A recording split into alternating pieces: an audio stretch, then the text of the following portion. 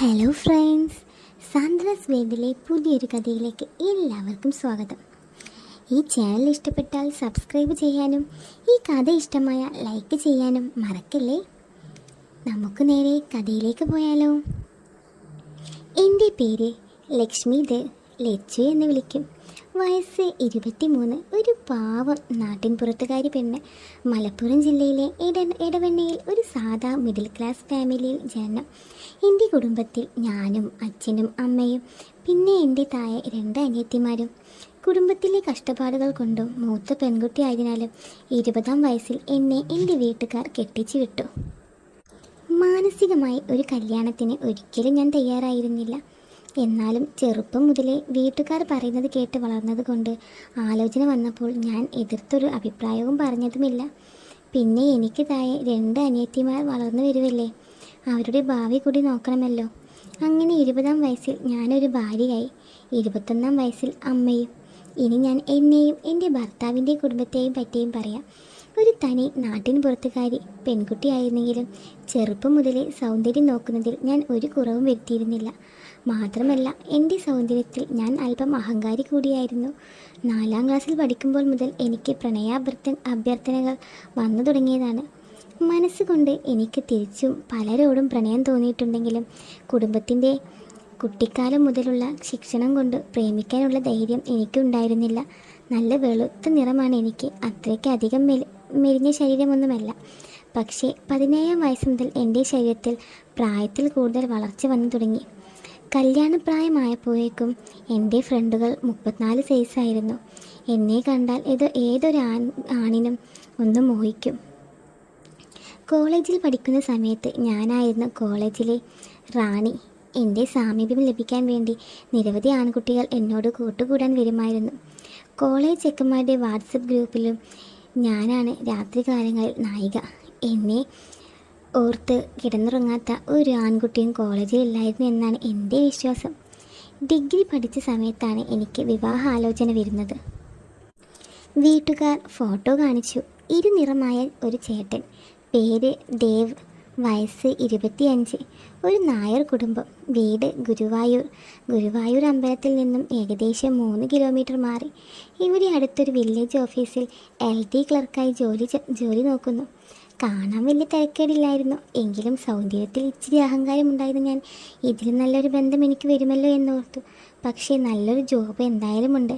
മാത്രമല്ല വീട്ടുകാർക്കും ഒത്തിരി ഇഷ്ടമായി. അത്യാവശ്യം പ്രമാണി കുടുംബം. ഞാനും സമ്മതം മൂളി.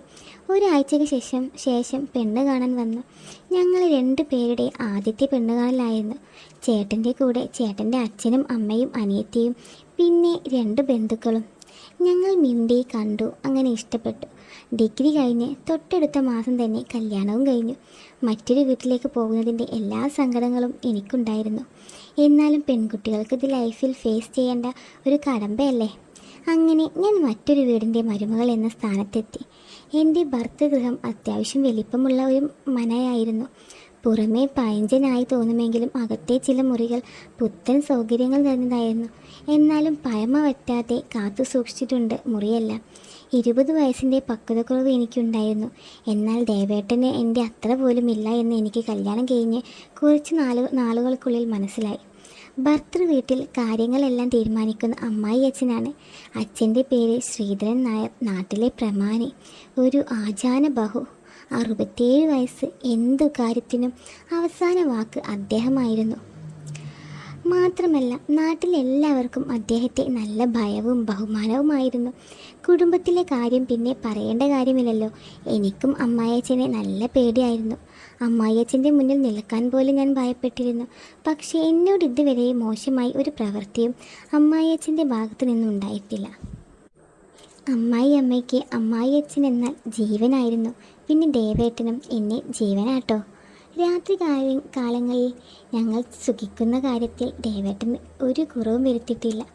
പക്ഷേ പുള്ളിയുടെ സുഖം മാത്രമേ പുള്ളി നോക്കാറുള്ളൂ. എനിക്ക് സംതൃപ്തി ആവുന്നതിന് മുന്നേ നിർത്തിക്കളയും. എന്നാലും എന്നും സുഖം കിട്ടുന്നുണ്ടല്ലോ, അതുകൊണ്ട് ഞാൻ പരിഭവമൊന്നും കാട്ടാറില്ല. മാനസികമായും ശാരീരികമായും നല്ല രീതിയിൽ തന്നെ ഞങ്ങളുടെ വിവാഹ ജീവിതം മുന്നോട്ട് പോകുന്നു. ഭർത്തൃ വീട്ടിൽ പോലും സ്വന്തം മകളെ പോലെ തന്നെ എന്നെ എല്ലാവരും നോക്കുന്നു. ഇതിൽ പരം ഭാഗ്യം എനിക്കെന്തു വേണം? 21-ാം വയസ്സിൽ ഞാനൊരു അമ്മയായി. മകൻ അക്ഷയ് ദേവ് ഇപ്പോൾ 2 വയസ്സ്. അയ്യോ സോറി, അമ്മയുടെ പേര് പറയാൻ വിട്ടുപോയി. സുജാത 55 വയസ്സുണ്ട്. ഭർത്താവിൻ്റെ അനിയത്തി, അതായത് എൻ്റെ നാത്തുൻ ദേവിക 21 വയസ്സ്. വളരെ സന്തോഷപൂർവ്വം എൻ്റെ കുടുംബജീവിതം മുന്നോട്ട് പോകുന്നു. ഭർത്താവിൻ്റെ അനിയത്തി ദേവികയ്ക്ക് കല്യാണപ്രായമായി. നല്ല നല്ല ആലോചനകളും വന്നു തുടങ്ങി. ഒടുവിൽ നല്ലൊരു ബന്ധം ലഭിച്ചു. ഗൾഫിൽ ജോലി ചെയ്യുന്ന ചെറുക്കനാണ്. തരക്കേടില്ലാത്ത കുടുംബം. പെണ്ണാണെങ്കിൽ ഡിഗ്രിയും തോറ്റ് പൂരം നിറഞ്ഞു നിൽക്കുന്നു. 1 മാസം മുന്നേ കോളേജിലെ ഏതോ ചെക്കനുമായി ബീച്ചിലോ മറ്റോ കറങ്ങാൻ പോയി. ചേട്ടൻ്റെ കൂട്ടുകാരൻ അത് കണ്ടു. രണ്ടിനെയും കയ്യോടെ പിടിച്ചു. അതിനാൽ അധികം വൈകാതെ തന്നെ പെണ്ണിനെ കെട്ടിച്ചു വിടാമെന്ന അവസ്ഥയായി. പെണ്ണുകാലും നിശ്ചയവുമെല്ലാം ഷടപടേ എന്നായിരുന്നു. അങ്ങനെ കല്യാണത്തിൻ്റെ ദിനങ്ങളായി. നാളെയാണ് താലികെട്ട്. കുടുംബത്തിലെ ഏക മരുമകളല്ലേ. കുടുംബത്തിലൊരു കല്യാണം വരുമ്പോൾ അറിയാമല്ലോ തിരക്ക്, പിടിപ്പത് പണി. ദേവേട്ടൻ ബന്ധുക്കളെ സലക്കരിക്കും തിരക്കിൽ. അമ്മായിയമ്മ അടുക്കളയിൽ. എൻ്റെ വീട്ടിൽ നിന്ന് അച്ഛനും അമ്മയും അനിയത്തിമാരും വന്നിട്ടുണ്ട്. അവളുമാരുള്ളത് കൊണ്ട് കൊച്ചിനെ നോക്കുന്നതിൽ നിന്നും ആശ്വാസം ലഭിച്ചു. ഞാനാണെങ്കിൽ ആകെ ക്ഷീണിച്ചു. 2 ദിവസമായി ഉള്ള പണിയാണ്. എന്ത് ചെയ്യാനാ, വേഗം ഇതൊന്ന് കഴിഞ്ഞ് കിട്ടിയാൽ മതിയെന്നായി ചിന്ത. മൈലാഞ്ചിടലും പാട്ടും കളികളും ബടായി പറച്ചിലും മറ്റുമായി എല്ലാവരും അടിച്ചു പൊളിച്ചു ആഘോഷിക്കുമ്പോൾ ഞാനിവിടെ ഓരോരോ പണിയുമായി കഷ്ടപ്പെടുന്നു. അങ്ങനെ തലേ ദിവസത്തെ പരിപാടികളെല്ലാം കഴിഞ്ഞു. രാത്രിയായി. അപ്പോഴാണ് വലിയൊരു പ്രശ്നം. എല്ലാവരും എവിടെ കിടക്കും? നല്ലൊരു കൂട്ടം ആൾക്കാർ വീട്ടിലുണ്ട്. ഒടുവിൽ അമ്മായി അച്ഛൻ തന്നെ എല്ലാത്തിനും ഒരു തീരുമാനമുണ്ടാക്കി. ആണുങ്ങളെല്ലാം പുറത്ത് പന്തലിൽ, പെണ്ണുങ്ങളെല്ലാം വീടിനുള്ളിൽ. പാചകക്കാർ അടുക്കളയുടെ ഭാഗത്ത്. അങ്ങനെ എല്ലാവർക്കും ഓരോരോ സ്ഥാനങ്ങൾ നൽകി. എന്നോട് കുട്ടിയുള്ളയല്ലേ, അകത്ത് കിടന്നോളാൻ പറഞ്ഞു. പക്ഷേ അമ്മായിയമ്മയോട് കിടന്നോളാൻ പറഞ്ഞത് വീടിന് ചേർന്നുള്ള ചായപ്പിൽ. എനിക്കത് കേട്ടിട്ട് ഒത്തിരി അത്ഭുതം തോന്നി. കല്യാണം തലേന്ന് മകളുടെ കൂടെയല്ലേ അമ്മ ഉണ്ടാവേണ്ടത്? ആ അമ്മ ഒറ്റയ്ക്ക് ചായപ്പിലോ? കല്യാണത്തിന് വേണ്ട സാധനങ്ങളും മറ്റുമായി ഒരാൾക്ക് കഷ്ടിച്ച് കിടക്കുവാനുള്ള സ്ഥലമേ അവിടെ ഉള്ളൂ. അവിടെ എന്തിന്? എനിക്കത് വളരെയധികം മോശമായി തോന്നി.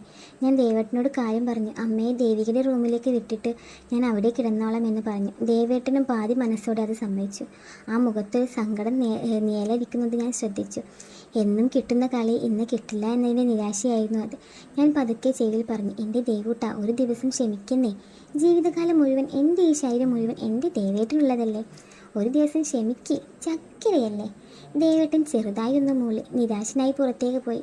എനിക്കും ചെറിയ സങ്കടമായി. എന്നും മുടങ്ങാതെ ഉണ്ടായിരുന്നതാ. ആർത്തവ സമയത്തും കുട്ടി ഉണ്ടാവുന്ന സമയങ്ങളിൽ മാത്രമേ ഇല്ലാതായിരുന്നുള്ളൂ. ആ സമയത്തും കൺട്രോൾ ചെയ്താൽ നിന്നിരുന്നേ.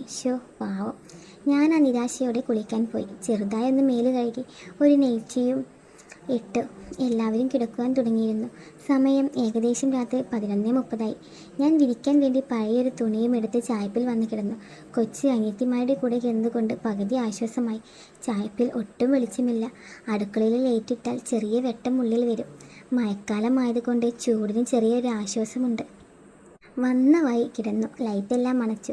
ക്ഷീണം കാരണം കണ്ണടച്ചതേ ഓർമ്മയുള്ളൂ. മയങ്ങി. ഞാൻ കുറച്ചു നേരം കഴിഞ്ഞപ്പോൾ എന്തോ ഒന്ന് എൻ്റെ കാലിൻ്റെ താഴെ കൂടി അരിക്കുന്നതായി എനിക്ക് തോന്നി. ഞാൻ ഞെട്ടി കണ്ണു തുറന്നു. അതൊരു മനുഷ്യനാണെന്ന് മനസ്സിലായി. എൻ്റെ കാലിൽ തുരതുരേ ഉമ്മ വെക്കുകയാണ്. ദേവേട്ടനെ അറിയാം ഞാൻ ഇവിടെയാണ് കിടക്കുന്നത്. അടുക്കള ഭാഗത്ത് ആൾക്കാരുണ്ട്. ഈ ദേവേട്ടൻ ഇത് എന്തു ഭാവിച്ചാൽ? ഇന്നൊരു രാത്രി പോലും ക്ഷമിക്കാൻ വയ്യേ. എൻ്റെ ദൈവമേ, മതി. എന്തേലും ചെയ്തിട്ട് പോട്ടെ, ഞാൻ മനസ്സിൽ പറഞ്ഞു. ഞാൻ അനങ്ങാതെ കിടന്നു. കാലിൽ നിന്ന് പതുക്കെ പതുക്കെ തല വരെ കയറി വന്നു. ദേവേട്ടൻ ചെയ്യാത്ത പല കാര്യങ്ങളും ഈ മനുഷ്യൻ ചെയ്യുന്നുണ്ടല്ലോ. ഇത് ശരിക്കും ദേവേട്ടനല്ലേ എന്ന് ഞാൻ ഒരു നിമിഷം ഭയന്നുപോയി. ഇത് ആരാണെന്ന ചിന്ത മാത്രമേ മനസ്സിലുണ്ടായിരുന്നുള്ളൂ.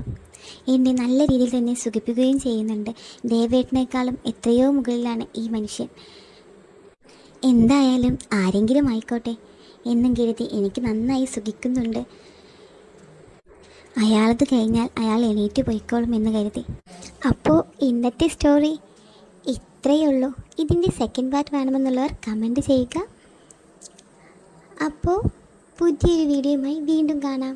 അതുപോലെ നിങ്ങൾക്ക് ഈ ചാനൽ ഇഷ്ടപ്പെട്ടാൽ സബ്സ്ക്രൈബ് ചെയ്യാനും ഈ കഥ ഇഷ്ടമായ ലൈക്ക് ചെയ്യാനും മറക്കല്ലേ.